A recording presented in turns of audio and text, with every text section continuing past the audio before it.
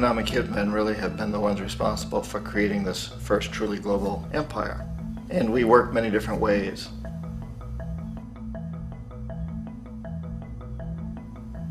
But perhaps the most common is that we will identify a country that has resources our corporations covet, like oil, and then arrange a huge loan to that country from the World Bank or one of its sister organizations. But the money never actually goes to the country. Instead, it goes to our big corporations to build infrastructure projects in that country, power plants, industrial parks, ports, things that benefit a few rich people in that country, in addition to our corporations, but really don't help the majority of the people at all. However, those people, the whole country is left holding a huge debt. It's such a big debt they can't repay it, and that's part of the plan, that they can't repay it. And so at some point, we economic hitmen go back to them and say, listen, you owe us a lot of money, can't pay your debts, so sell your oil real cheap to our oil companies. Allow us to build a military base in your country, or send troops in support of ours to someplace in the world like Iraq, or vote with us on the next UN vote. To have their electric utility company privatized and their water and sewage system privatized and sold to U.S. corporations or other multinational corporations. So there was that whole mushrooming thing, and it's so typical of the way the IMF and the World Bank work, that you put a country in debt, it's such a big debt it can't pay it, and then you offer to refinance that debt and pay even more interest. And you demand this quid pro quo, which you call a conditionality or good governance, which means basically that they've got to sell off their resources, including many of their social services, their utility companies, their school systems sometimes, their penal systems, their insurance systems, to foreign corporations. So it's a double, triple, quadruple whammy. The precedent for economic hitmen really began back in the early 50s when democratically elected Mossadegh, who was elected in Iran, he was considered to be the hope for democracy in the Middle East and around the world. He was Time Magazine's Man of the Year. But one of the things that he'd run on and began to implement was the idea that foreign oil companies needed to pay the Iranian people a lot more for the oil that they were taking out of Iran. The Iranian people should benefit from their own oil. Strange policy. We didn't like that, of course. But we were afraid to do what we normally were doing, which was to send in the military. Instead, we sent in one CIA agent, Kermit Roosevelt, Teddy Roosevelt's relative. And Kermit went in with a few $1 million and was very, very effective and efficient. And in a short amount of time, he managed to get Mossadegh overthrown and brought in the Shah of Iran to replace him, who always was favorable to oil. And it was extremely effective. Bombs overflow Tehran. Army officers shout that Mossadegh has surrendered and his regime as virtual dictator of Iran is ended. Pictures of the Shah are paraded through the streets as sentiment reverses. The Shah is welcomed home. So back here in the United States, in Washington, people looked around and said, wow, that was easy and cheap. So this established a whole new way of manipulating countries, of creating empire. The only problem with Roosevelt was that he was a card-carrying CIA agent, and had he been caught, the ramifications could have been pretty serious. So very quickly at that point, the decision was made to use private consultants to channel the money through the World Bank or the IMF or one of the other such agencies, to bring in people like me who worked for private companies, so that if we got caught, there would be no governmental ramifications.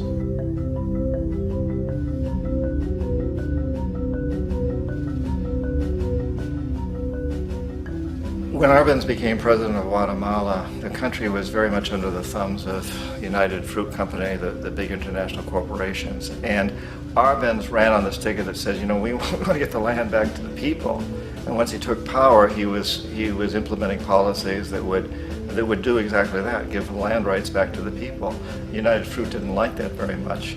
And so they hired a public relations firm, launched a huge campaign in the United States to convince the United States people, the citizens of the United States, and the press of the United States, and the Congress of the United States, that Arbenz was a Soviet puppet, and that if we allowed him to stay in power, the Soviets would have a foothold in this hemisphere. And that at that point in time was a huge fear on everybody's mind, the Red Terror, the Communist terror. And so, to make a long story short, out of this public relations campaign came a commitment on the part of the CIA and the military to take this man out. And in fact, we did. We sent in planes, we sent in soldiers, we sent in jackals, we sent everything in to take him out, and did take him out. And as soon as he was removed from office, the new guy that took over after him basically reinstated everything to the big international corporations, including United Fruit.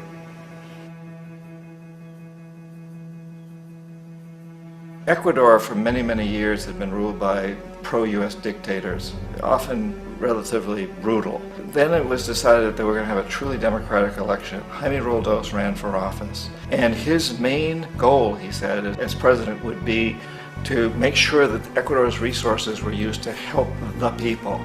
And he won, overwhelming, by more votes than anybody had ever won anything in Ecuador. And he began to implement these policies to make sure that the profits from oil went to help the people. Well, we didn't like that in the United States. I was sent down as one of several economic hitmen to change Roldos, to corrupt him, to bring him around, to let him know, okay, you can get very rich, you and your family, if you play our game, but if you continue to try to keep these policies you've promised, you're going to go. He wouldn't listen. He was assassinated. As soon as the plane crashed, the whole area was cordoned off. The only people allowed in were U.S. military from a nearby base and some of the Ecuadorian military. When an investigation was launched, two of the key witnesses died in car accidents before they had a chance to testify. A lot of very, very strange things that went on around the assassination of Jaime Roldos. I, like most people who've really looked at this case, have absolutely no doubt that it was an assassination. And of course, in my position as an economic hitman, I was always expecting something to happen to Jaime, whether it be a coup or assassination, I wasn't sure, but that he would be taken down because he was not being corrupted. He would not allow himself to be corrupted the way we wanted to corrupt him. Omar Torrijos, president of Panama, was, one of my favorite people. I really, really liked him. He was very charismatic. He was a guy who really wanted to help his country. And when I tried to bribe him or corrupt him, he said, look, John, he called me Juanito. He said, look, Juanito, I don't need the money. What I really need is for my country to be treated fairly. I need for the United States to repay the debts that you owe my people for all the destruction you've done here. I need to be in a position where I can help other Latin American countries win their independence and be free of this terrible presence from the north that you people are exploiting us so badly. I need to have the Panama Canal back in the hands of the Panamanian people. That's what I want. And so, leave me alone. Don't try to bribe me. It was 1981, and in May, Jaime Roldos was assassinated.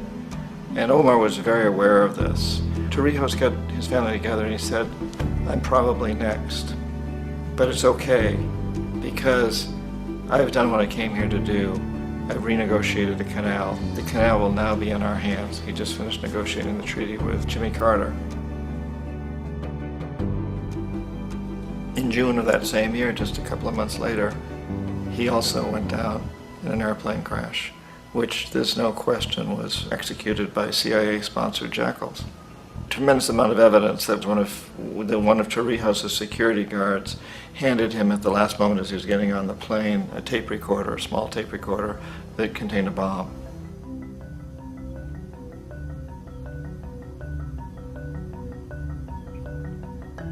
It is interesting to me how this system has continued pretty much the same way for years and years and years, except the economic hitmen have got better and better and better.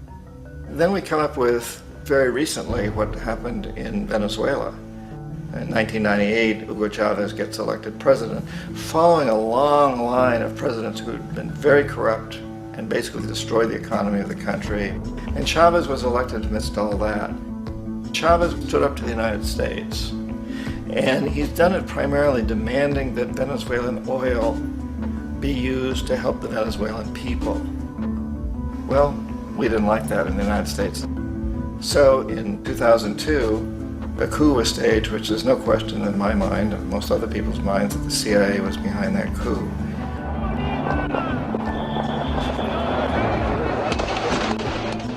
way that that coup was fomented was very reflective of what Kermit Roosevelt had done in Iran, of paying people to go out into the streets, to riot, to protest, to say this Chavez is very unpopular.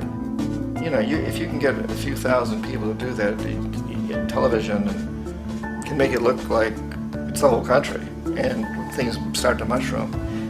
Except in the case of Chavez, he was smart enough, and the people were so strongly behind him that they overcame it, which was a phenomenal moment in the history of Latin America.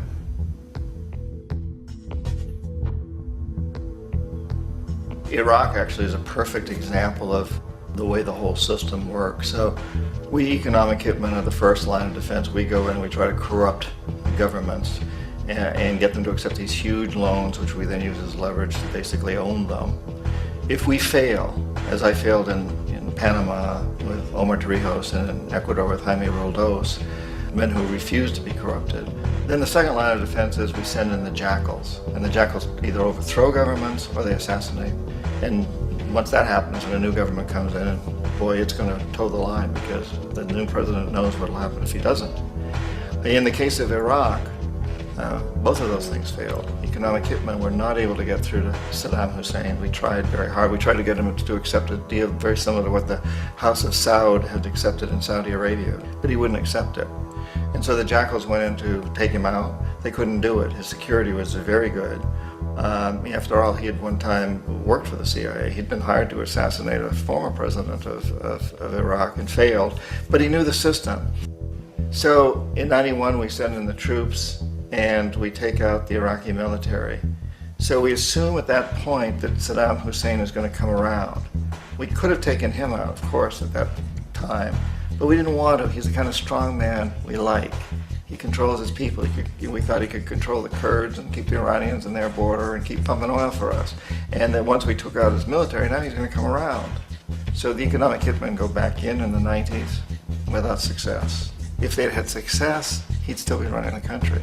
We'd be selling him all the fighter jets he wants and everything else he wants. But they couldn't, they didn't have success.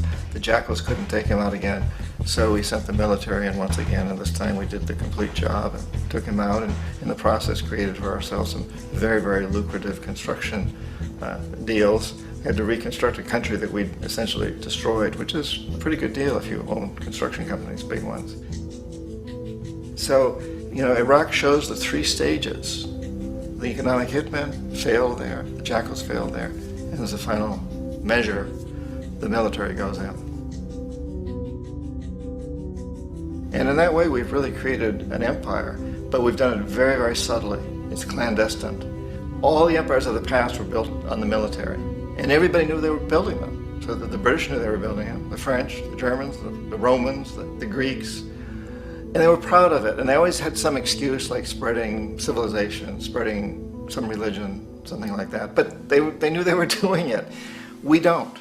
The majority of the people in the United States have no idea that we're living off the benefits of a clandestine empire, that today there's more slavery in the world than ever before. And then you have to ask yourself, well, if it's an empire, then who's the emperor? Obviously, our presidents of the United States are not emperors. An emperor is someone who's not elected, doesn't serve a limited term, and doesn't report to anyone, essentially. So you can't classify our presidents that way. But we do have what I consider to be the equivalent of the emperor, and it's what I call the corporatocracy. The corporatocracy is this group of individuals who run our biggest corporations, and they really act as the emperor of this empire. They control our media, either through direct ownership or advertising. They control most of our politicians because they finance their campaigns, either through their corporations or through personal contributions that come out of the corporations. They're not elected, they don't serve a limited term, they don't report to anybody. And at the very top of the corporatocracy, you really can't tell whether a person's working for a private corporation or the government because they're always moving back and forth. So, you know, you've got a guy who one moment is the president of a big construction company like Halliburton, and the next moment he's vice president of the United States, or the president who is in the oil business. And this is true whether you've got Democrats or Republicans in the office. You have the moving back and forth through the revolving door. And in a way, Our government is invisible a lot of the time, and its policies are carried out by our corporations on one level or another. And then again, the policies of the government are basically forged by the corporatocracy and then presented to the government. They become government policy. So it's an incredibly cozy relationship. This isn't a conspiracy theory type of thing. These people don't have to get together and plot to do things. They all basically work under one primary assumption, and that is that they must maximize profits regardless of the social and environmental costs.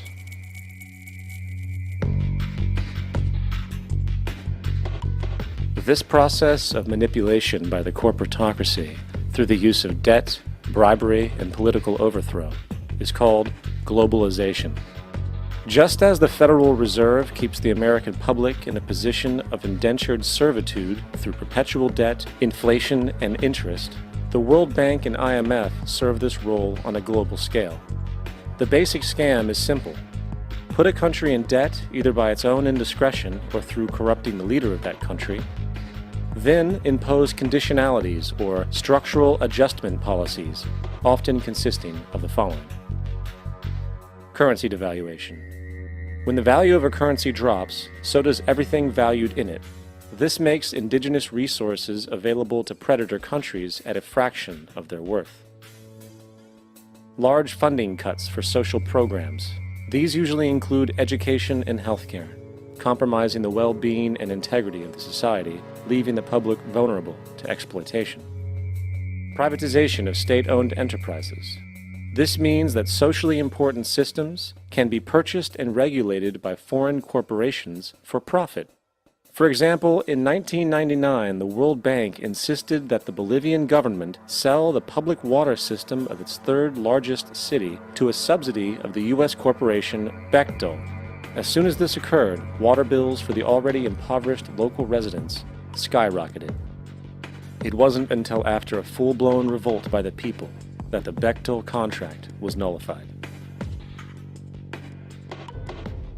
Then there is trade liberalization, or the opening up of the economy through removing any restrictions on foreign trade. This allows for a number of abusive economic manifestations, such as transnational corporations bringing in their own mass-produced products, undercutting the indigenous production and ruining local economies. An example is Jamaica, which, after accepting loans and conditionalities from the World Bank, lost its largest cash crop markets due to competition with Western imports. Today, countless farmers are out of work, for they are unable to compete with the large corporations. Another variation is the creation of numerous seemingly unnoticed, unregulated, inhumane sweatshop factories, which take advantage of the imposed economic hardship. Additionally, due to production deregulation, environmental destruction is perpetual, as a country's resources are often exploited by the indifferent corporations while outputting large amounts of deliberate pollution. The largest environmental lawsuit in the history of the world today is being brought on behalf of 30,000 Ecuadorian Amazonian people against Texaco, which is now owned by Chevron. So today it's against Chevron, but for activities conducted by Texaco. Estimated to be more than 18 times what the Exxon Valdez dumped into the coast of Alaska. In the case of Ecuador, it wasn't an accident. The oil companies did it intentionally. They knew they were doing it to save money out there rather than arranging for proper disposal. Furthermore, a cursory glance at the performance record of the World Bank reveals that the institution, which publicly claims to help poor countries develop and alleviate poverty, has done nothing but increase poverty and the wealth gap, while corporate profits soar. In 1960, the income gap between the fifth of the world's people in the richest countries versus the fifth in the poorest countries was 30 to 1. By 1998, it was 74 to 1. While global GNP rose 40% between 1970 and 1985, those in poverty actually increased by 17%. While from 1985 to 2000, those living on less than $1 a day increased by 18%. Even the Joint Economic Committee of the U.S. Congress admitted that there is a mere 40% success rate of all World Bank projects. In the late 1960s, the World Bank intervened in Ecuador with large loans. During the next 30 years, poverty grew from 50% to 70%. Under or unemployment grew from 15 to 70%. Public debt increased from 240 million to 16 billion, while the share of resources allocated to the poor went from 20% to 6%. In fact, by the year 2000, 50% of Ecuador's national budget had to be allocated for paying its debts. It is important to understand the World Bank is, in fact, a U.S. bank, supporting U.S. interests. For the United States holds veto power over decisions, as it is the largest provider of capital. And where did it get this money? You guessed it, it made it out of thin air through the fractional reserve banking system. Of the world's top 100 economies, as based on annual GDP, 51 are corporations, and 47 of that 51 are U.S.-based. Walmart, General Motors, and Exxon are more economically powerful than Saudi Arabia, Poland, Norway, South Africa, Finland, Indonesia, and many others. And, as protective trade barriers are broken down, currencies tossed together and manipulated in floating markets, and state economies overturned in favor of open competition and global capitalism, the empire expands. You get up on your little 21-inch screen and howl about America and democracy. There is no America. There is no democracy. There is only IBM and ITT and AT&T and DuPont, Dow, Union Carbide, and Exxon. Those are the nations of the world today. What do you think the Russians talk about in their councils of state? Karl Marx? They get out their linear programming charts, statistical decision theories, Minimax solutions, and compute the price-cost probabilities of their transactions and investments, just like we do. We no longer live in a world of nations and ideologies, Mr. Beale. The world is a college of corporations, inexorably determined by the immutable bylaws of business. The world is a business, Mr. Beale.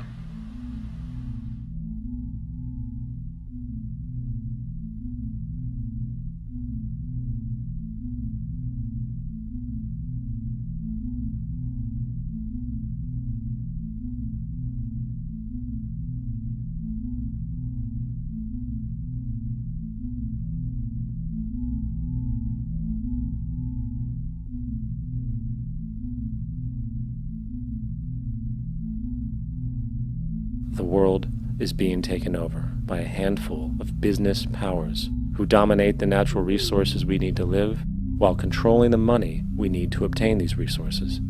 The end result will be world monopoly, based not on human life, but financial and corporate power. And as the inequality grows, naturally more and more people are becoming desperate. So the establishment was forced to come up with a new way to deal with anyone who challenges the system. So they gave birth to the terrorist. The term terrorist is an empty distinction, designed for any person or group who chooses to challenge the establishment.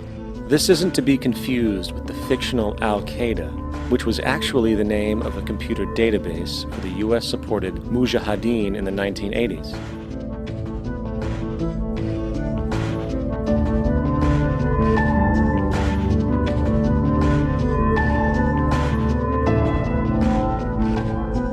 In 2007, the Department of Defense received $161.8 billion for the so-called global war on terrorism.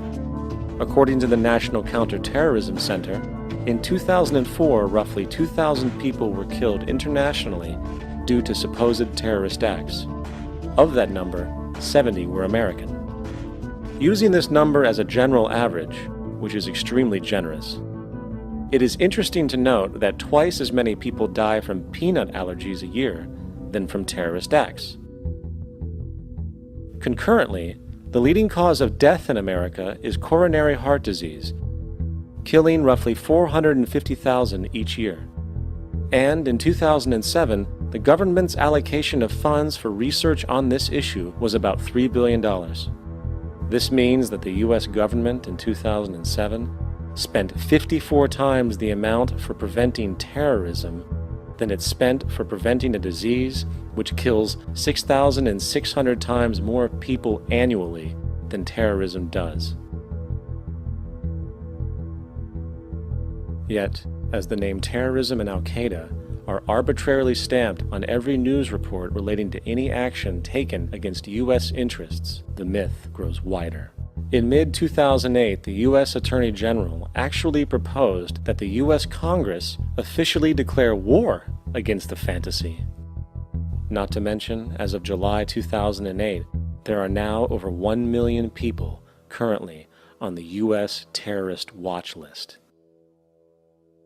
These so-called counterterrorism measures, of course, have nothing to do with social protection, and everything to do with preserving the establishment amongst the growing anti-American sentiment both domestically and internationally, which is legitimately founded on the greed-based corporate empire expansion that is exploiting the world. The true terrorists of our world do not meet at the docks at midnight or scream Allah Akbar before some violent action. The true terrorists of our world wear $5,000 suits and work in the highest positions of finance, government, and business. So, what do? How do we stop a system of greed and corruption that has so much power and momentum? How do we stop this aberrant group behavior which feels no compassion for, say, the millions slaughtered in Iraq and Afghanistan, so the corporatocracy can control energy resources and opium production for Wall Street profit?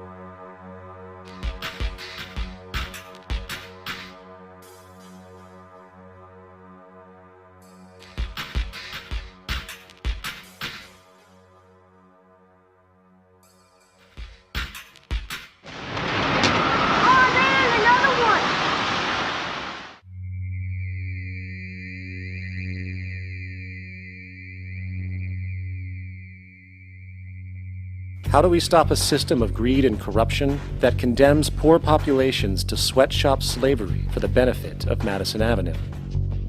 Or that engineers false flag terror attacks for the sake of manipulation? Or that generates built-in modes of social operation which are inherently exploitative? Or that systematically reduces civil liberties and violates human rights in order to protect itself from its own shortcomings?